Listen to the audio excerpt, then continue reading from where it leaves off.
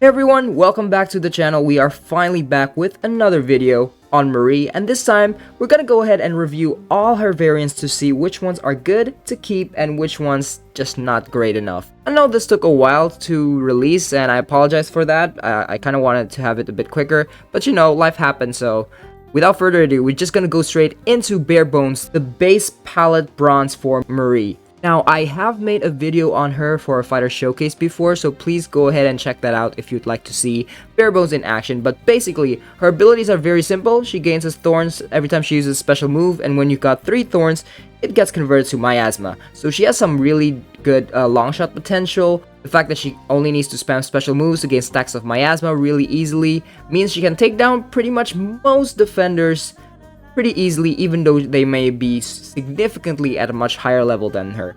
It doesn't matter because miasma just gets rid of a percentage of the opponent's health right away.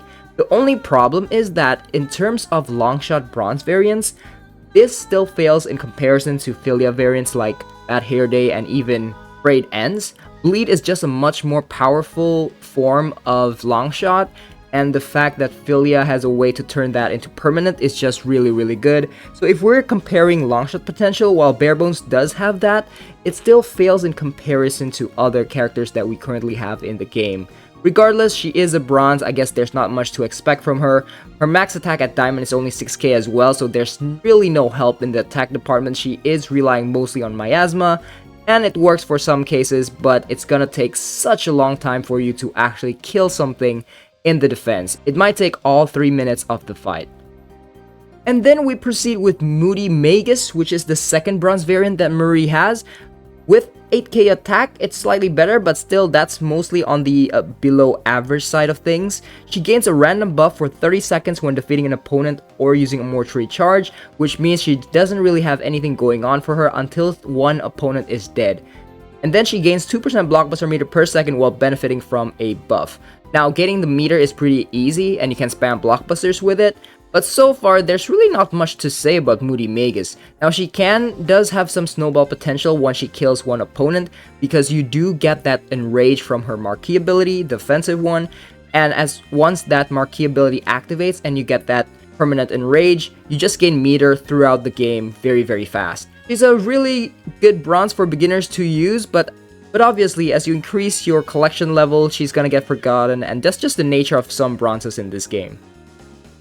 Then we go to our first silver, Snake Charmer. Now, Snake Charmer has a very interesting ability. So while at least 50% charged, with a special move, she inflicts immobilize and disable blockbusters for 10 seconds each. So this is obviously a way for you to kind of keep your distance from the opponent with that immobilize, so you can get the remaining 50% charge safely. And then when she uses a mortuary charge, all teammates gain 50% blockbuster meter and permanent enrage. So that's basically a support ability. There's not much to say about Snake Charmer. Her attack stat is even lower than Moody Magus, so it's not even that great. Now, I do want to talk about the second ability with the support. She needs to use a mortuary charge, which means she's only useful when the opponent's dead.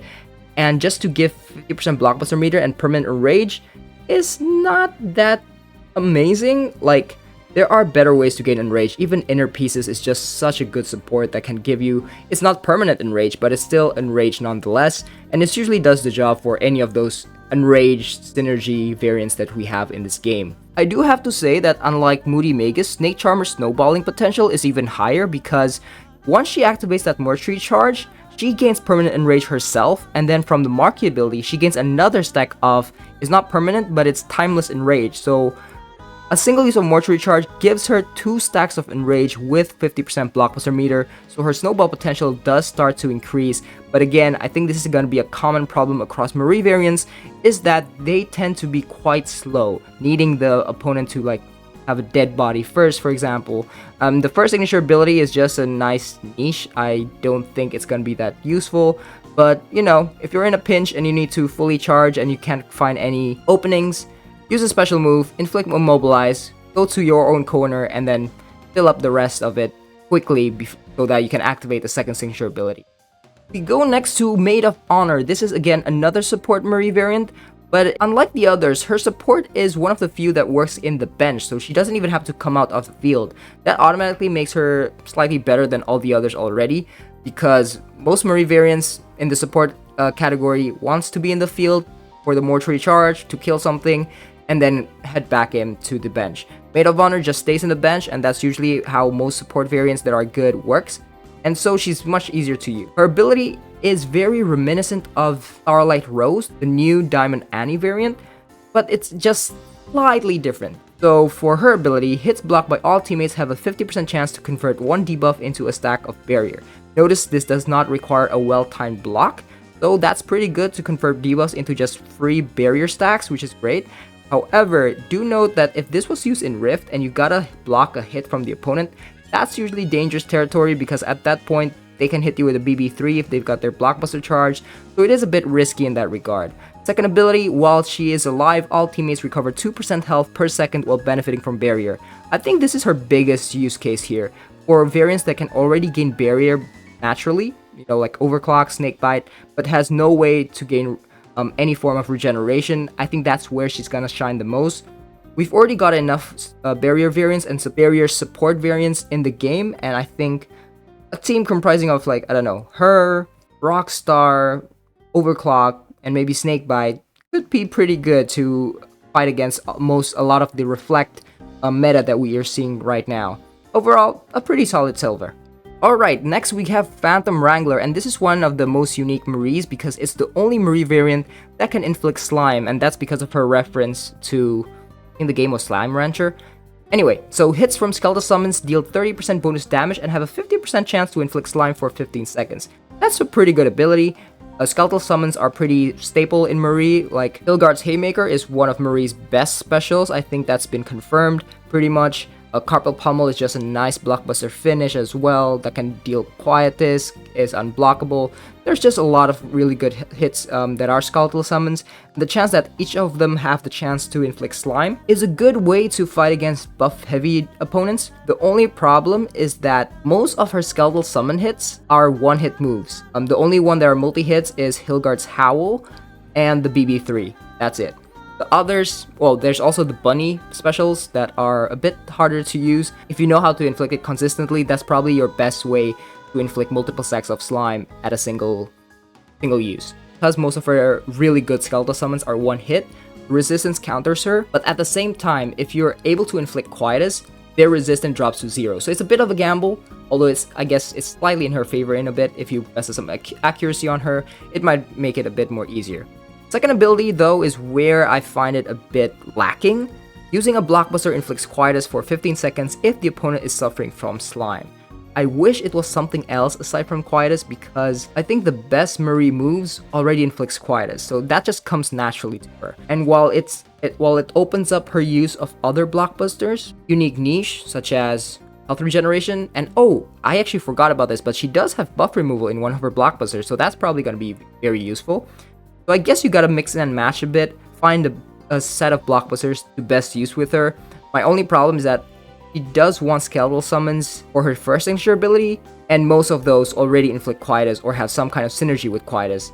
I would say the first signature ability is where she's best at, the second signature ability could use a buff. Also, her max attack is at 8.7, which is not that great, so she does really rely a lot on that skeletal summon to get 30% bonus damage.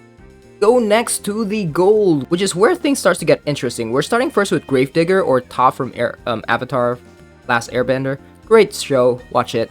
Anyway, her abilities are pretty simple. She gets immunity and unflinching when the opponent is knocked down, which is quite powerful actually. Being able to get immunity with such an easy trigger is so good. Unflinching is, it's alright, but it's not the best. It's the immunity where it's at. But then the second signature ability makes it better because while you benefit from immunity or unflinching, you just gain precision every 2 seconds, so it doesn't even have to come from her first signature ability, which is already easy to activate anyway. So you can tag her in with Sketchy, she gains immunity, and then at 2 seconds she gains precision. So the interesting here about this variant is that while she has a low max attack at like 8.9k, you can increase that a bit by investing more on crit damage. You don't even have to invest in crit rate because she just guarantees precision. What's interesting is that she'll have to make use of that precision. That's always the deal with like precision users. How to make use of a character's kit that makes use of precision really well, because precision is gone after a single hit. So you really want a low hit playstyle with Gravedigger, which is great because Hilgard's Haymaker is single hit, Harple Pummel is single hit, so there are ways to actually abuse her quite well, and those are actually some of her best blockbusters and specials anyway.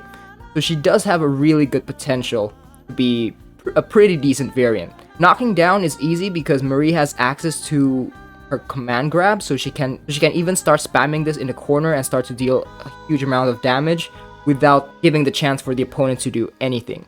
So there's definitely some interesting bits here on Gravedigger. I think she's one of my favorites. It's just a simple ability, and it's unique enough that probably won't use the same set that you use on her for her other variants, but gives quite an interesting playstyle in that regard. It remains to be seen how good she's going to be in Rift. Precision users haven't been that great lately because of all the reflect damage, the thorns, the tainted blood. Buff removal is still the peak utility, so I don't know how she's gonna fare in that space. Although I do think that she's kind of like Parasol, right? Parasol have access to immunity and precision as well from her specials, and she does tons of damage pretty easily from her tiers.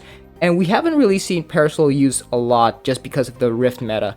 So I would assume Gravedigger might be in a similar boat. Her only advantage over Parasol is Quietus and the access to a command grab. Maybe those things are enough to put her forward, but we'll see. So the next variant we have is Octoplasm, and I know this has gotten a lot of flack lately. But I think I do understand what the devs are going for. So while Marie is alive, opponent debuff durations are increased by 5 seconds and does not affect water fighters. This is a bit sad because debuff duration as a support ability already existed in the form of Sunday School, but she has never been used at all, so we don't even know how good this is. But then it also doesn't affect water fighters, so really you're only using her mostly against light defenders. Water defenders with armor break, hers not affected. That already reduces her viability. Second ability, when using a mortuary charge, remove all opponent buffs and inflict Quietus for 35 seconds. Also grant permanent heavy regen to all water teammates. I wish this was inflict Quietus and curse, that would have been so much better. But the fact that it only inflicts Quietus feels a bit lacking. Now, don't get me wrong, it is a very, very long duration of Quietus. And on top of her first signature ability, that's 40 seconds of Quietus. So any final stands or blessings is just completely ignored, and you can start inflicting a lot of debuffs on the opponent. The only problem is that she needs to use a mortuary charge, which means she needs to be active in the field. So the ideal case would be to have your first main offensive attacker, kill an opponent, and then you tag in Octoplasm, use a mortuary charge, and then quickly tag back out so that the new fighter, your main fighter, can come back in and finish the job.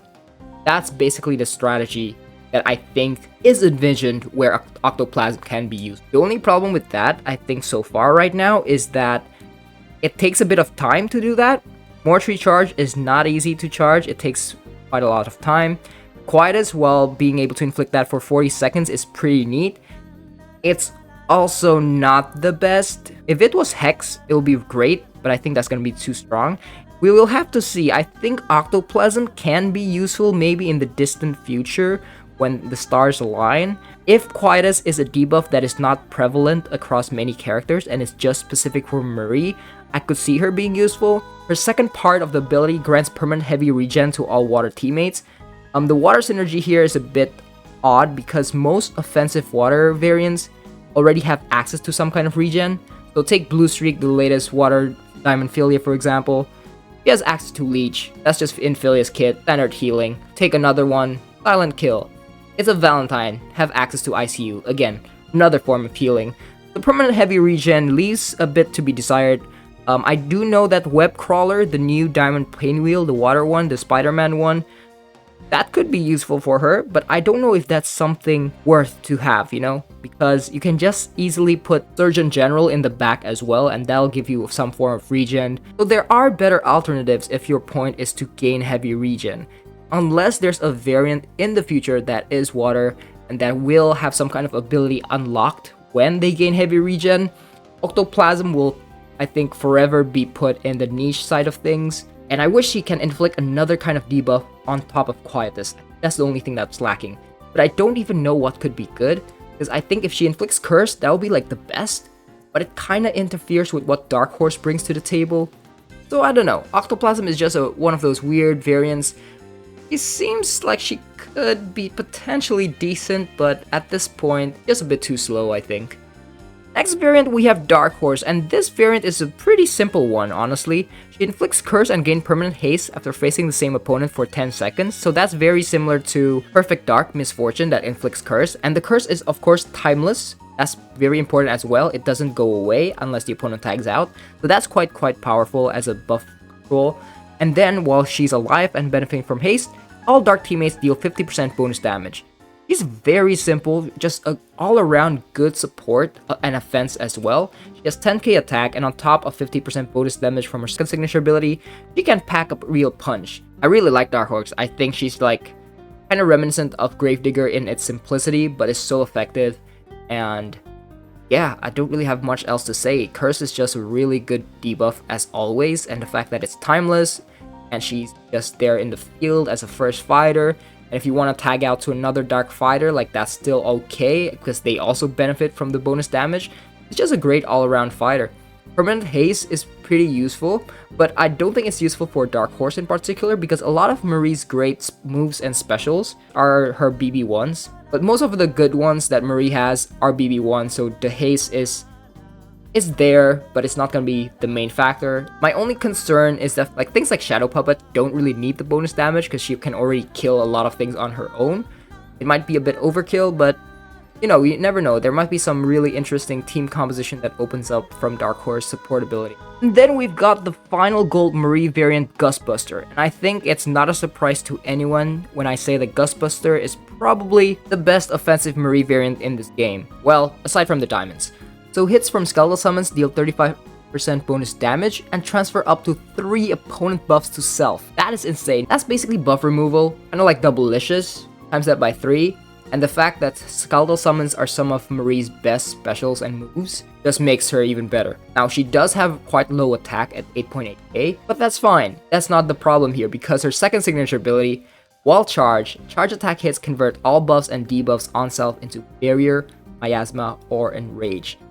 That is the crazy part about this ability, is that the buffs that she steals from the opponents and any debuffs she suffers can be transformed into these 3 buffs, Barrier, Miasma, or Enrage. Those are very good buffs. Barrier gives some self-sustain, Miasma as well. Miasma is probably the weakest one here. And then Enrage, of course, patches up her low attack stat, which is crazy. And it lasts for 35 seconds. I don't know why it's so long, because that's really crazy.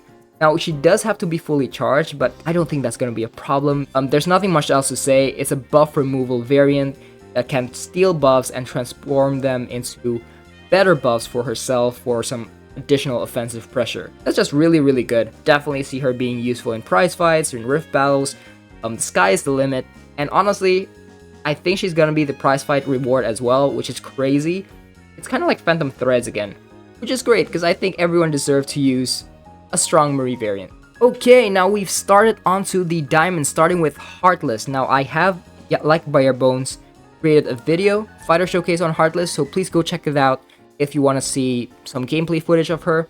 Heartless is pretty simple. Skeletal Summon hits deal 50% bonus damage, so keeping the theme of Skeletal Summons dealing bonus damage here throughout Marie variants. And they're also unblockable when either 2 conditions is achieved. So the first one is when the opponent is below 50% health, or the second one is when they suffer from at least 3 debuffs. That's a pretty simple ability. Heartless, I think, have the highest base attack stat of all Marie variants. It's only at like 11.8k, which is not the highest across all diamonds, but it does it well because Marie does have a lower than average attack paradigm. But I think her main use case here is her second signature ability. While she's alive, the last surviving opponent tags in with Hex, Heavy Bleed, and Quietus for 20 seconds each. That is really strong in things like Rift battles, right? Because she doesn't even have to be in the field, she just works as a support, and she basically just guarantees the last opponent to die.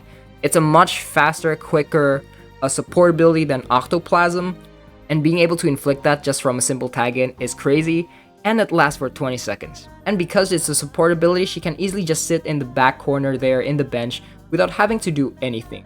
So that's where her main use is. You can still use your main fighters, kill whatever defense teams they have, and then once the last one tags in, Heartless is in the back, inflicts that with that Hex and Quietus, and everything goes smoothly from there on.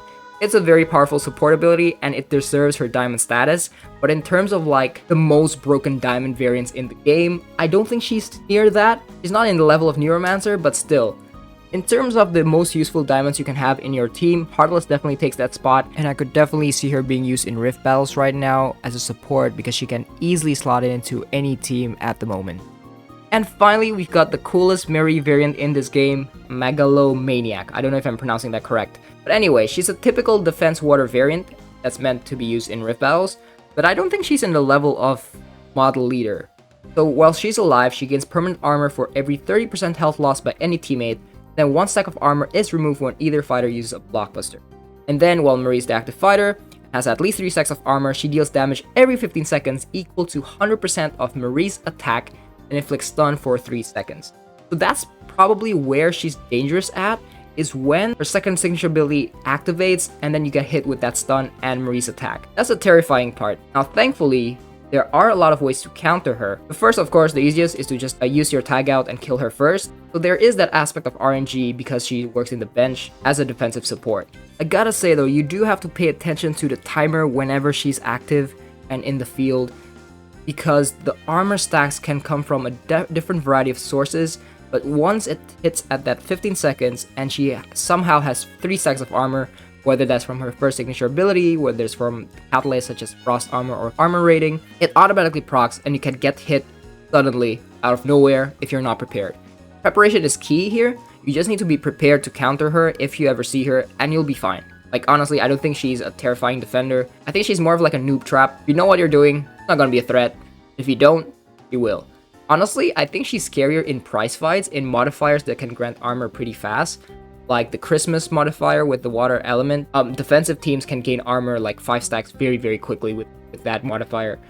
In those prize fights, I think that's where she shines the most, and that's where she's the most dangerous. In Rift battles, I think there are better choices, but it's still early to tell. I don't think anyone has her in the field yet. Still remains to be seen. Alright y'all, so those are all my early thoughts on the Marie variants. There's definitely some that are highlights and some which are still not quite sure. Just to summarize everything up, I've created this little tier list for all the Marie variants and what I think about them. Definitely Gust Blaster and Heartless are probably the top tier ones. Dark Horse and Gravedigger has some really good potential, but they're quite generic. And then for the decent stage, we've got a support, Megalomaniac, and Snake Charmer just for her snowball potential. And the rest, I'm gonna put them in meh because, yeah, they exist, but for what they can do, other characters and other variants can probably do it better. So that's gonna be the end of this video. Thank you all so much for listening to me. Hope you all have a great time. I'll try to have the next video a bit sooner this time. I'm gonna go back to variant showcases. And yeah, hope you all have a nice day and I'll see you in the next video.